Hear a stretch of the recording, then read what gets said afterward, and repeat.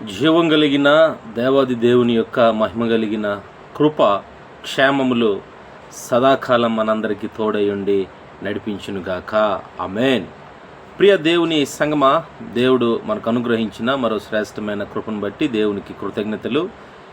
దేవాది దేవుడు మరొక శ్రేష్టమైనటువంటి తలంపులు, ఆలోచనలు ఆయన నాకు అనుగ్రహించినందుకు మీ యొద్దకు మరో ఉన్నతమైనటువంటి ఉపదేశమును పంచుకోవటానికి ఈ శ్రేష్టమైన దినము దేవుని సన్నిధిలో మీతో మాట్లాడుతూ ఉంటుండగా దయచేసి చివరి వరకు దేవుని మాటలు మీరు వీక్షించండి. ఎన్నో ఆధ్యాత్మిక జీవితాల్లో మనము నేర్చుకోవటానికి అద్భుతమైనటువంటి ఈ యొక్క ఛానల్ని మీరు సబ్స్క్రైబ్ చేసుకోండి ప్రియులారా. అయితే దేవుడు మన జీవితంలో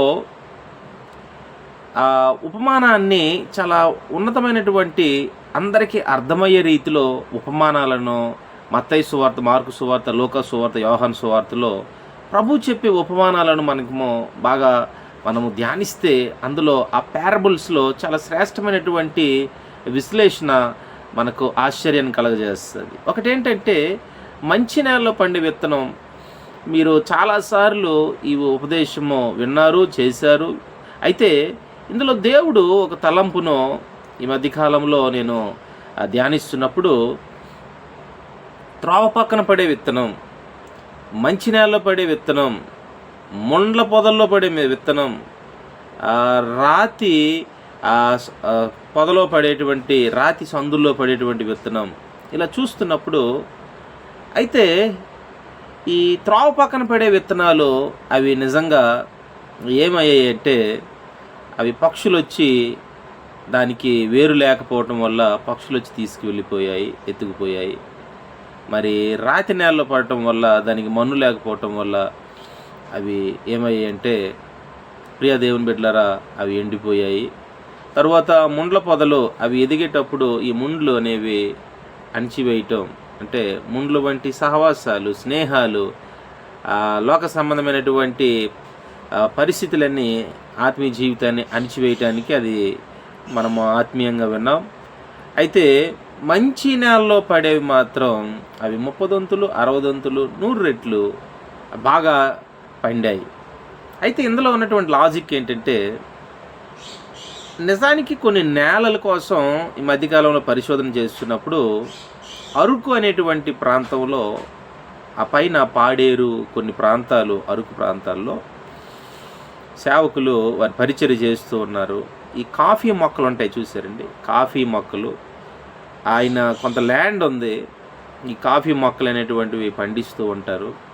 అయితే ఆ ల్యాండ్లో కాఫీ మొక్కలు దానికి సపరేట్ ఒక ల్యాండ్ ఉంటుందటండి. ఆ కాఫీ మొక్కలకు బదులుగా ఏమైనా వరి పండించవచ్చా అండి అని అడిగితే పండించకూడదండి, పండదు. ఒకవేళ పండినా మనకి ఇప్పుడు ఉన్నటువంటి రైస్ కాకుండా ఈ ఉప్పుడు గింజల టైప్లో కొంచెం అవి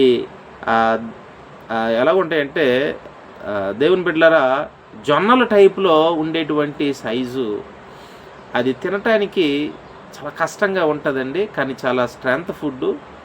అయితే దాని యొక్క వండిన తర్వాత వచ్చే దాని యొక్క గింజ అంటారు, అది మాత్రం చాలా టేస్ట్గా ఉంటుంది, చాలా అద్భుతమైన ఆహారము అని ఆయన చెప్పారు.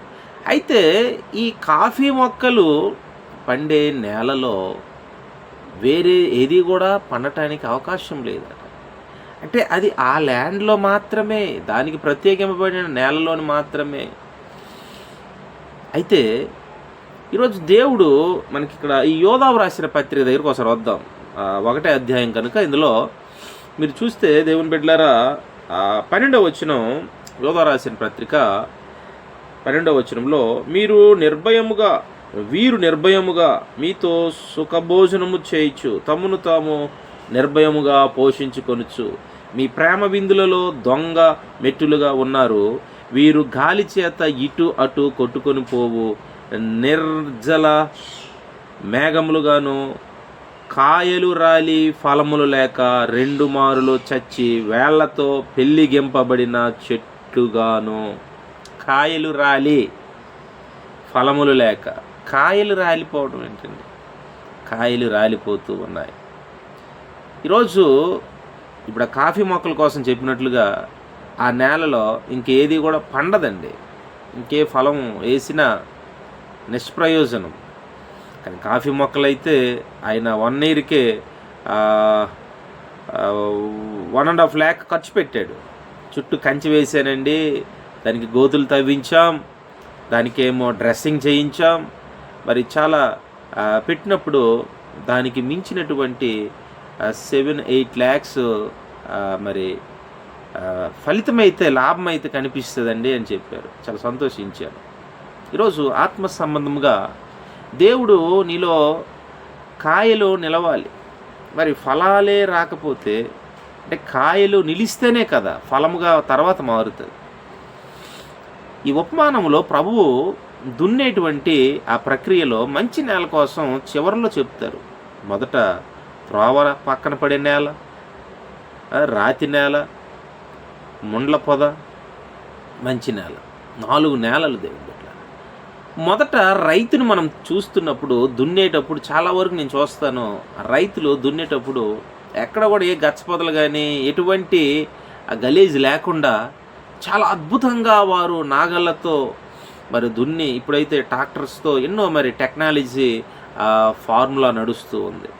అస్సలు ఇంకా ఏం ఉండకుండా చాలా అద్భుతంగా ఆ గ్రౌండ్ అనేది క్లీన్ అండ్ గ్రీన్ చక్కగా దాన్ని చేసిన తర్వాతే అప్పుడు వాటరింగ్ అయిన తర్వాత ఈ సీడ్స్ అనేది ప్లాంటింగ్ మనం చూస్తూ ఉన్నాం.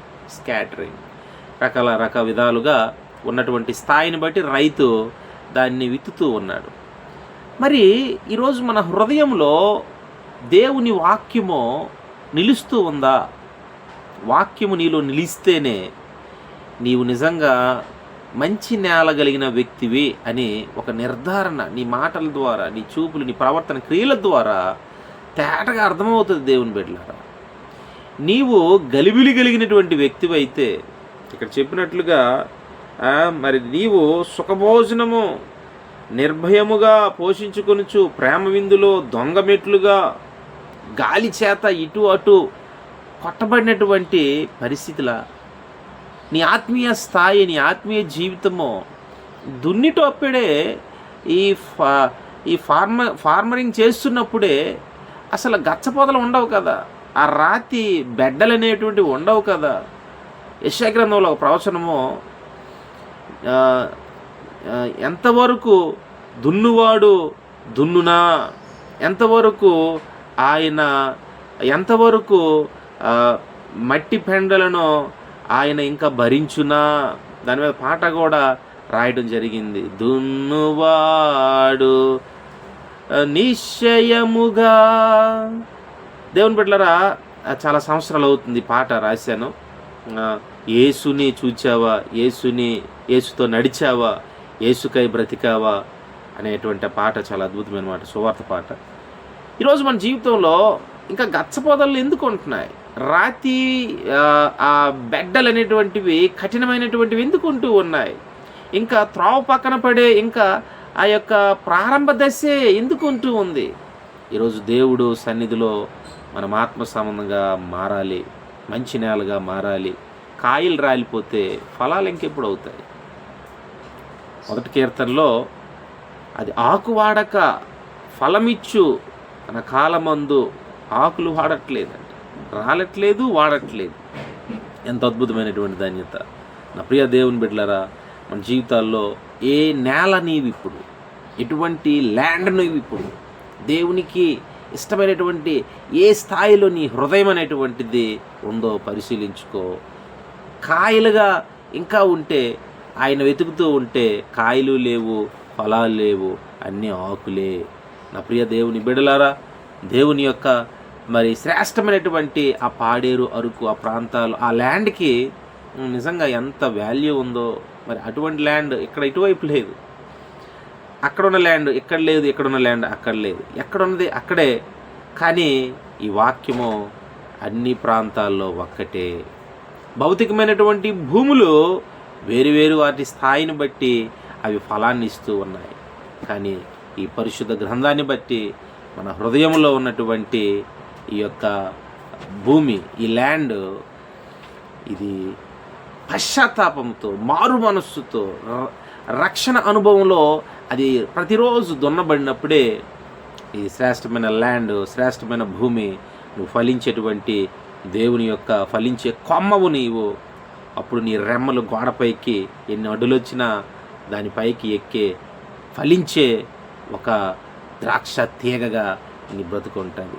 అటువంటి అభిషేకము, అటువంటి రోషము, అటువంటి దేవుని యొక్క ఆత్మ తాకిడి, ప్రభు యొక్క ఆత్మ వసులై దేవుని కొరకు బ్రతికేటువంటి